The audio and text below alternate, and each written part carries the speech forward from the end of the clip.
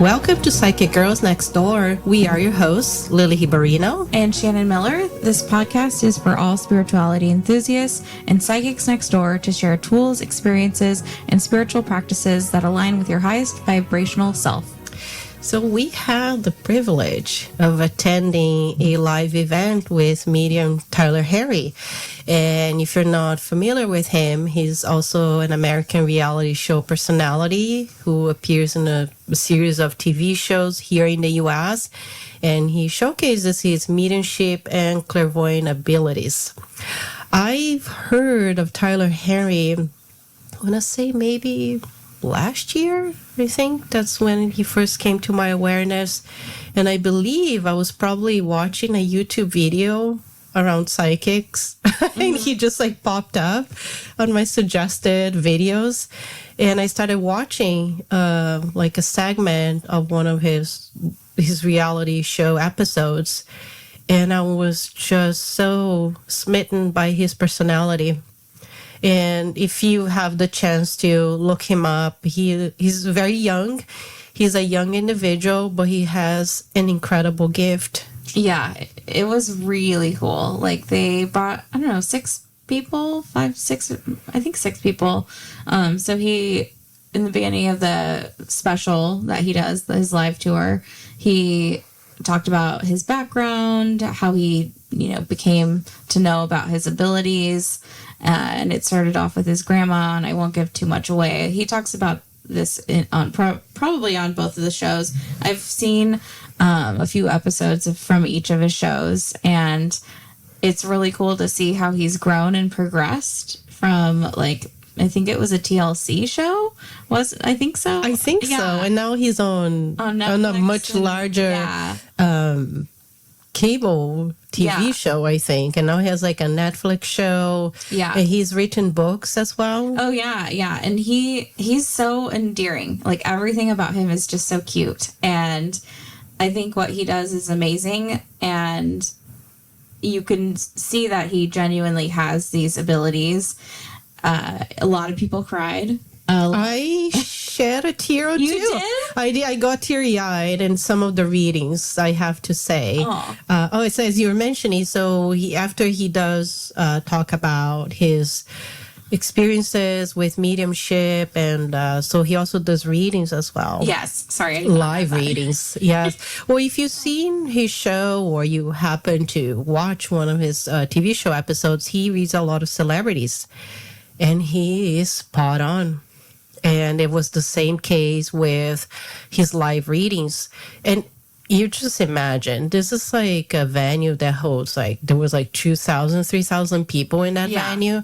And so, of course, he's not going to read every single person. So he just picks and chooses whatever when spirit decide to come and wants to come forward and relay a message. So he starts describing certain specific things, might be a gender, a particular situation, how this person passed away, and whoever in the audience kind of resonates with that, they raise their hand and then they come up to a microphone and just kind of relay their experience to see if there's actually, the loved one that Tyler is connecting. And there was how many people? Maybe 5, 6? I think there were at least 5 or 6 that he was able to speak on their behalf. I imagine it's a waiting room for him, and whoever gets there first gets there first. So he channeled a lot of people and brought really meaningful messages to those individuals, and it was nothing generic about the messages. It was all very specific to how that person died and passed away, and the type of connection or inside joke that they might have had, or the type of some people actually brought ashes from loved ones who had passed away. This one woman who was who came up to the mic, and he channeled her loved one, that she brought his hat in the audience, and so he mentioned the hat before anyone could really how would we ever know that. And so that was really, really cool. And I'm not a skeptic at all. I believe anything's possible for any type of ability. So it was really cool if like there were any skeptics in the audience, like they weren't anymore. And we actually bumped into two of the people who he had channeled their loved one, and he gave two career directions for two of the people, separate, families, but two people got career direction from, or validation from, beyond where we are in this realm, which was really cool. And you were talking to the mom who, of one of the, families that had gone up to the mic. But what was your experience with the mom? Well, I didn't speak with the mom. I think it was our friend, because we had our friend with us too. Yeah, our friend that she actually spoke with the mom. I spoke with the lady that actually got the reading, but the mom was a skeptic. Mom was like, I was a skeptic, but that night she turned into a believer, and I love skeptics. Yeah. they're a fun bunch. As a psychic healer, for me, these are the easiest people to read, because one, they just come as is. So they're just like, okay, show me what you got. And you're like, okay. So I just start rolling up my sleeves. Okay, let's do this. And they don't have much of an agenda as far as when it comes to psychics or mediums. But I think that as a psychic as well, I'm going to speak for my own experience. I have high standards when it comes to fellow mediums and psychics. And it's easy. I don't say easy, but I'm able to kind of catch this vibe. Oh, this person's legit. Oh, this person is not that they're not legit, but more in a sense of, don't know if they're really speaking from tuning into their psychic abilities more than they are tuning to their own assumptions or biases. So I'm always kind of very I pay attention to that. And I've had readings in the past from psychics where I could tell that they were speaking from their own information and not from a psychic, from a higher source, or their own psychic, tap into their psychic abilities. And you could see, as far as Tyler Harry, even though he's this really famous person, that he's legitimate. He practices with integrity. Yeah, he's just, you can tell he's very authentic, and he has this beautiful gift that he's able to share with thousands of people and just bring some sense of healing. Because I would say, everyone that comes, you do have the hope that he's gonna pick you. Oh yeah, right. Even a little morsel. I was like, oh, it's I wonder if and then insert loved ones will come through.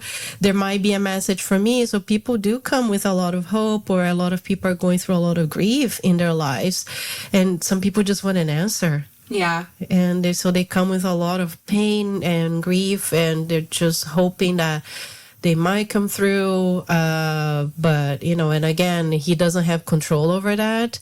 And whoever wants, I guess, is the loudest in the world of spirit that wants to come through and has a message. A lot of the messages were very validating for the people receiving the reading, which I thought it was pretty incredible. It sounds one of those situations where they got the healing that they really were looking for, even those might not be in a very conscious way, but they just needed to hear that from someone that was channeling that type of information coming from their loved ones. So it was very emotional. It was quite emotional at some points, but I really enjoyed it. Yeah, it was a very unique experience. I've seen Crossing Over with John Edwards, or shows like Sylvia Brown back in the 2000s. Yeah, those are very famous mediums. Oh yeah, but for just see it in action and see, because as we were watching, I was reading his energy in a way, and he has a lot of guides in the house, and he's really good at protecting his space.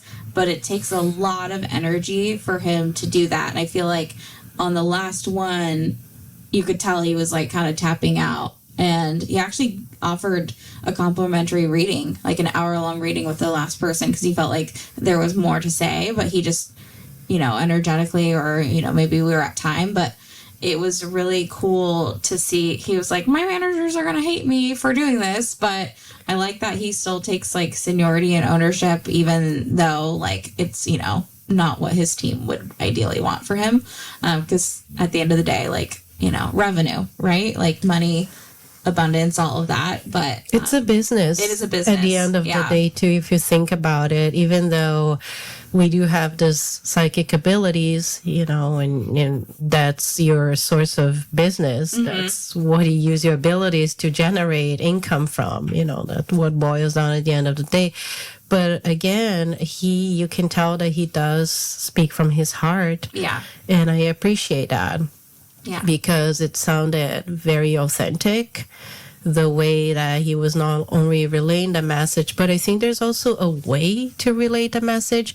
I was actually on my way here to record this podcast. I was watching his latest episode where he's giving a reading to the celebrity where he has to relay a message that someone in this person's family is actually going to cross over, is going to transition, and that is not an easy message to tell someone. And he was saying, well, in the next 8 months, I see your family in congregating but grieving, so someone is going to pass away. And the person that received the message was like, wow, I know who you're talking about. So it's also like the way that he is able to relay the message in a very kind and a compassionate way. Yeah. Because I don't know, I have seen, like, you know, we mentioned there were other mediums that are very famous in the past, and I don't know, the way that some messages come across harsh, can be a little harsh, or you're like, vague. You cringe a little, you're like, ooh, don't know about this, or is there maybe a better way to deliver this message? And I know that spirit, it doesn't have, there's no filter. Right. Like communicating. I don't think about like, how can I be a classy communicator? Yeah. Can I, you know, make it a little bit more embellished? They just want to come across and just deliver a straight message. But it's up to us who are channeling the message or the information, just to kind of, how do you relay that in a compassionate way? And that's one of the things that I am very grateful to as we've learned to hone into our clairvoyant abilities, is to always like speak from a space of compassion. And that's how I like to see the way that I teach it too. You just kind of go into the space where you share compassion with people. And I think I really resonated with seeing him in action. Yeah. And even like giving feedback to people in every like way. So like, even if you're feeling like really frustrated with someone, like for me, my biggest hurdle is like, if I'm feeling frustrated, that's not the right time for me to give feedback to someone or communicate with someone, because I know myself and I'm going to be very like cut about it, you know, like it's going to cut in some way. And so that's something that I've been working on with my communication skills, of being able to recognize like, am I completely neutral or, you know, 90% neutral? Like, is this going to be kind? Is it redirectional? Is it going to improve our relationship or the experience, or get, you know, back to like a state of flow? And it can be challenging to do that and have that mindset when you are feeling. It's almost like your higher self versus like your body self. And like when you're feeling those emotions, you're feeling the frustration. And I'm actually a generator in human design. And when I am not myself, my theme when I'm not myself is frustration.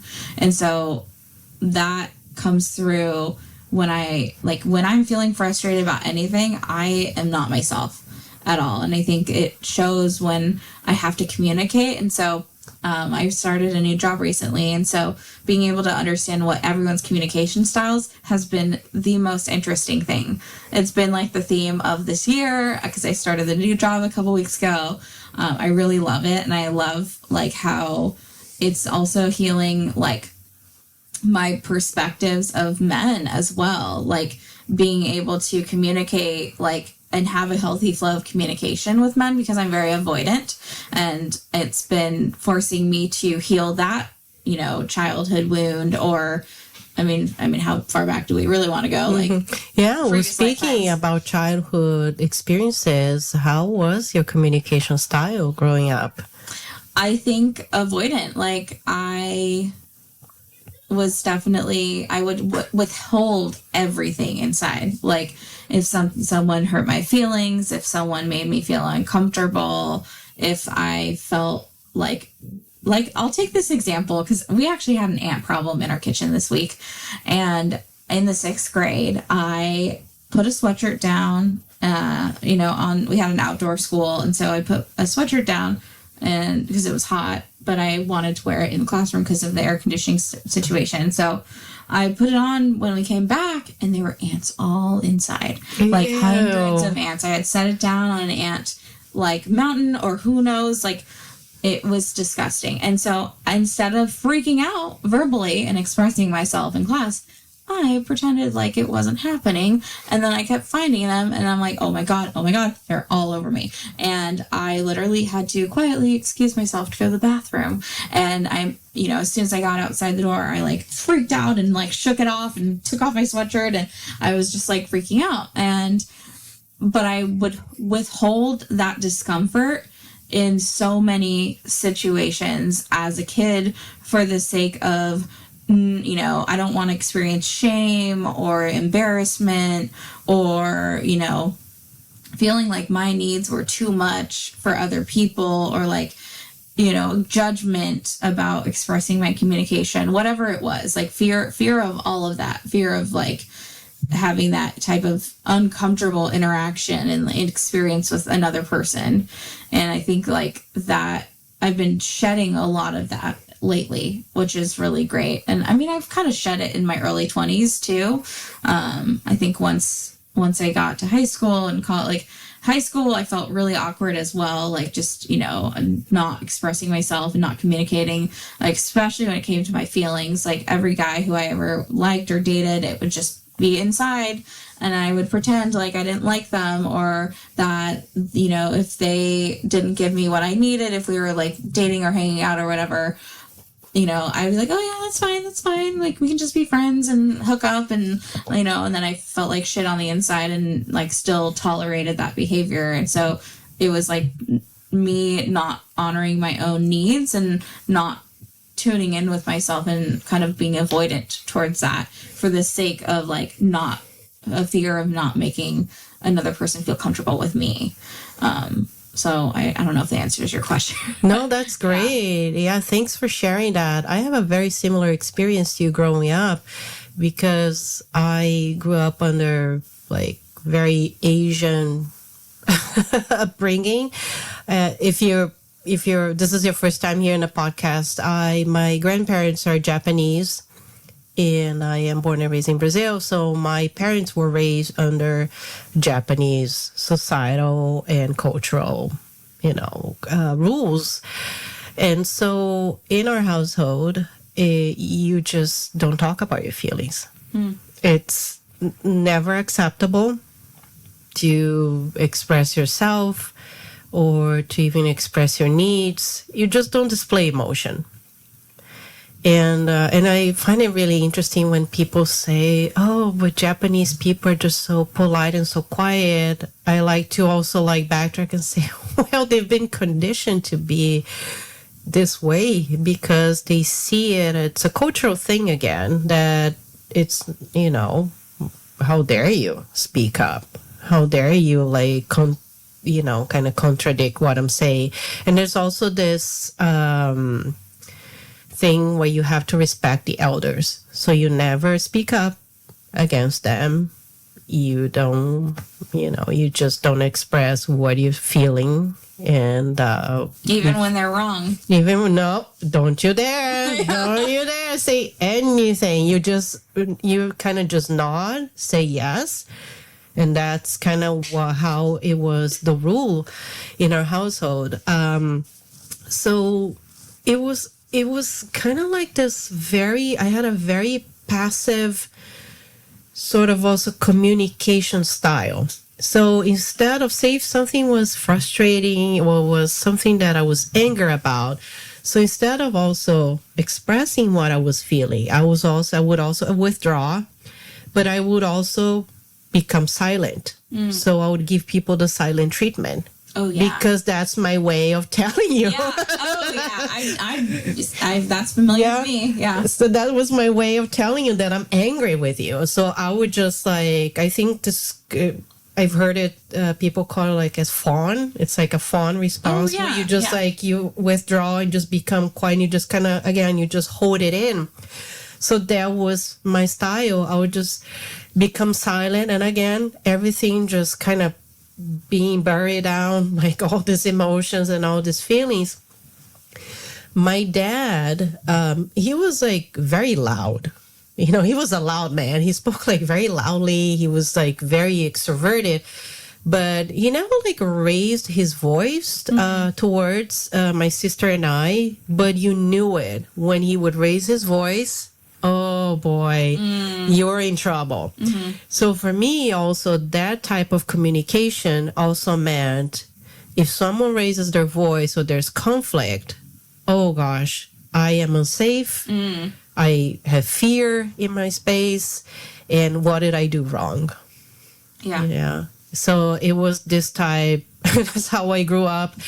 And as I went into my teenage years, it was all about people pleasing. Yes. And no boundaries, never expressing what I was really feeling. So, of course, then you get into all this relationships. They're abusive and toxic. And it took me a while to finally be able to express myself because, quite honestly, like I didn't even know how to express myself. One, I was never modeled. And second, I didn't have the tools to do so. So for me, it was like a very reactive experience. So I don't know, like people would say something and I would get it, feel angry. I would just like right away, I would just like, just have like some sort of explosive reaction. Or of course, I just didn't know how to regulate my emotional state. And so that caused me to be also in a lot of challenging situations. And especially when it came to romantic relationships, I would also abandon myself because I would never express what I was really feeling. I was never able to express what I wanted in this relationship. I would just kind of let the other person dictate how it would go. So I would feel like so resentful. Yeah. And just trying to force things because I wasn't expressing what I wanted. Therefore, of course, you're not going to receive that. So it was a journey. It was until I want to say maybe like 7-8 years ago when I started questioning, my communication skills. Because people think that communication is just you go in front of a microphone and you're able to speak. And I think it's beyond that. I think it's about like, how do you initiate a conversation? How do you resolve conflicts? And whether the workplace or other like, especially family, right? Oh, yeah, family. Family communication. Yeah. So there's a lot of different dynamics. And when we started, and again, like I know we're going to sound like a broken record just saying that, when we went into this meditation and clairvoyant training, that's when I finally was able to take ownership of my own space, of my communication space. And I realized I had so much information from other people.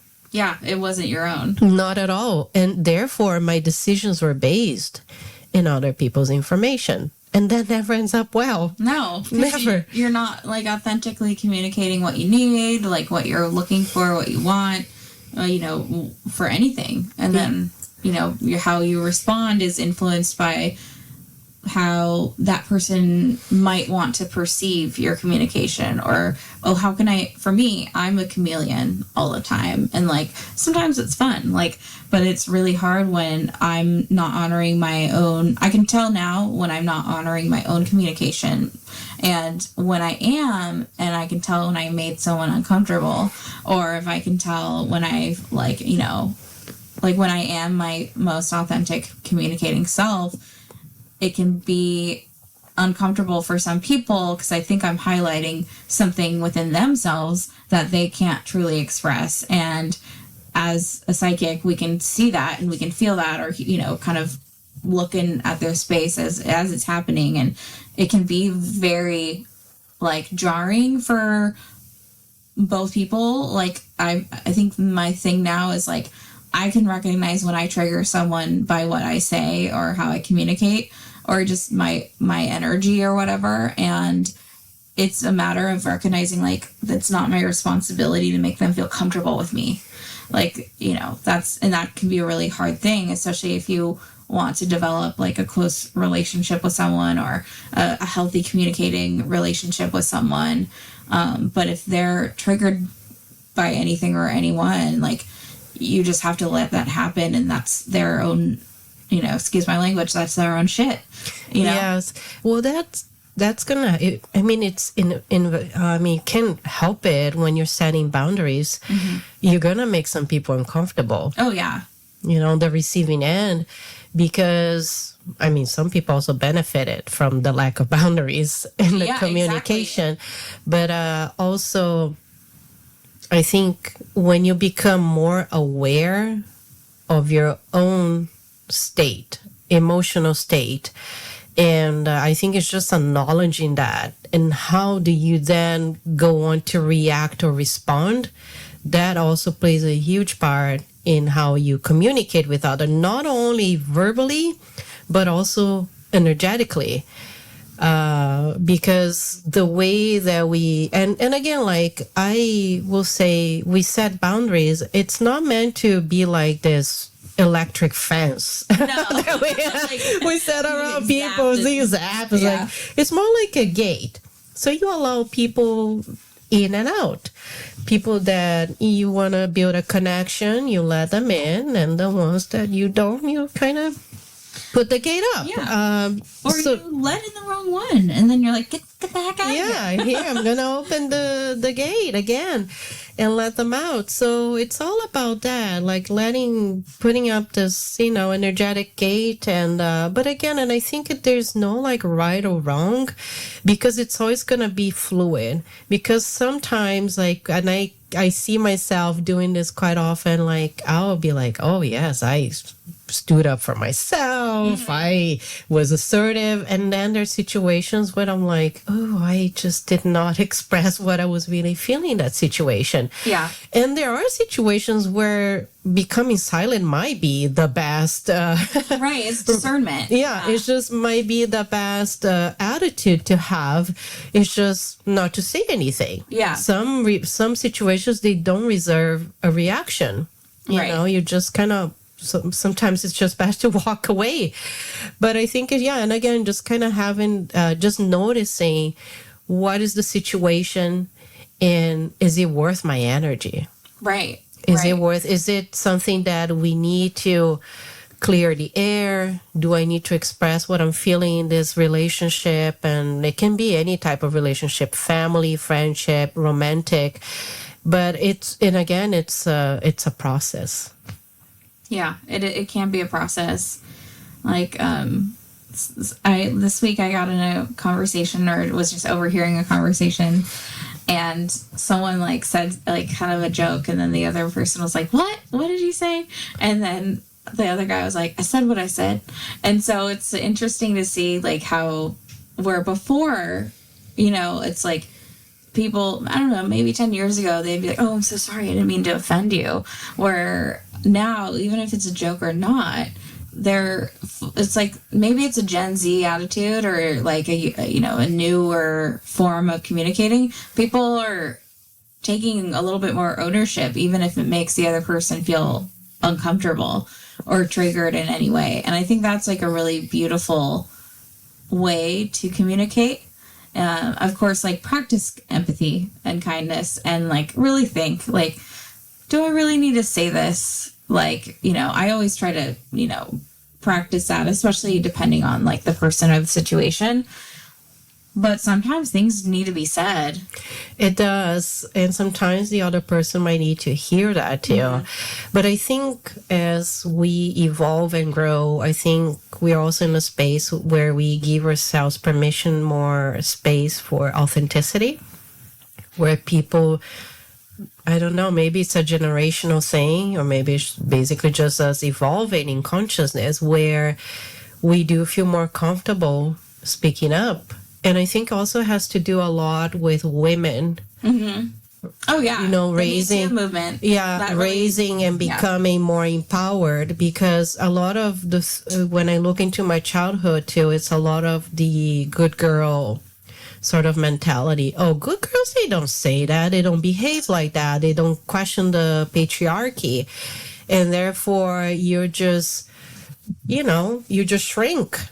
And I remember there were some past jobs where there would be like, I would be surrounded by males and you just feel intimidated. Mm. And I look back, I was like, wow, I just kind of had this feeling of inferiority because they were male. Oh, and therefore you question yourself, well, what am I doing here? What do I have to say as a woman? Because, even as a woman, sometimes you would speak up and you get shut down, you get mansplained, and etc. Right. So there's a lot of that too that I think it has played of women just really becoming more and more empowered to speak up and just speak with authenticity and own this space, mm-hmm. and say, you know what? We're tired of this. Oh, yeah. This is no longer serving anyone. No. And we're just going to show that we're here to speak our truth. So I think all of that, like all these aspects probably have contributed to where we are today. Like even this podcast, right? Yeah. Like you and I, we feel comfortable just like speaking about ourselves. Yeah. If you had asked me maybe like 10 years ago, I would just run away. Yeah. If you had asked me, I would just walk the other way. I was like, there's no way. Yeah. Or like, just like having beliefs of like, even before we started this podcast, I'm like, what do I really have to say? Like, is anyone going to want to hear what I have to say? Or because of past situations where I've been like, oh, no one needs to hear what you have to say, or no one wants to hear what you have to say. Situations, programmability, mm-hmm. like that gets in the way of you being like, no, I have something to say. And I think people might resonate with what we have to say. Emphasis on might, because it's like, we are a niche, podcast, and I love everyone who's listening to this. And it's nice to have an outlet for people to hear what I have to say and hopefully resonate and connect to what we are addressing on all of our podcast episodes. But yeah, it's been like, what have been some of like the old programming or old information that you've been shedding as you've been doing this podcast, specifically around communication? Oh, I think it has been all about communication's been like the number one. It's like it's highlighted on my forehead. Communication has been a big thing for me growing up. And I think one of the things that probably my soul has come into this physical body was to work on my communication skills and really expressing myself with authenticity. And oh my gosh, it's just been a journey. It's been an incredible journey, because when I look back and you look at situations where you were challenged, right, to like speak up in a situation, to question things, and you just don't. Mm-hmm. And then when you look back and just like looking today where I am and just thinking, gosh, I would never let that happen again. That's growth. Yeah.